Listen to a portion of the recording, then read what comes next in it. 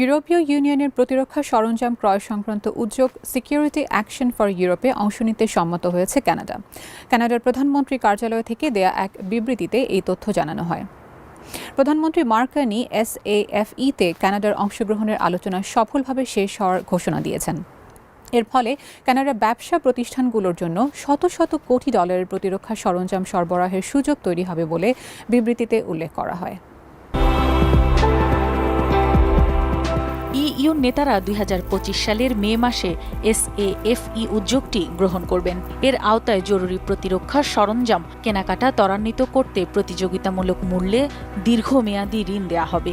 এই উদ্যোগটি ইউরোপীয় কমিশনের রিআর্ম ইউরোপ প্ল্যান 2030-এর একটি অংশ, যার লক্ষ্য ইইউ জুড়ে প্রতিরক্ষা খাতে 800 বিলিয়ন ইউরোর বেশি বিনিয়োগ উন্মুক্ত করা।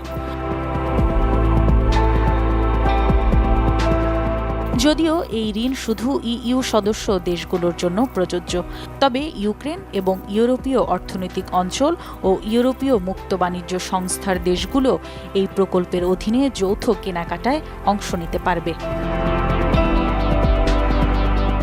প্রধানমন্ত্রী কার্নি বিবৃতিতে বলেন, এই বিপজ্জনক ও বিভক্ত বিশ্বে কানাডা এবং ইইউ তাদের প্রতিরক্ষা অংশীদারিত্বকে আরও শক্তিশালী করছে। তিনি আরও যোগ করেন, SAFE কানাডার অংশগ্রহণ সক্ষমতার ঘাটতি পূরণ করবে, কানাডীয় সরবরাহকারীদের জন্য বাজার সম্প্রসারিত করবে এবং কানাডায় ইউরোপীয় প্রতিরক্ষা বিনিয়োগ আকর্ষণ করবে।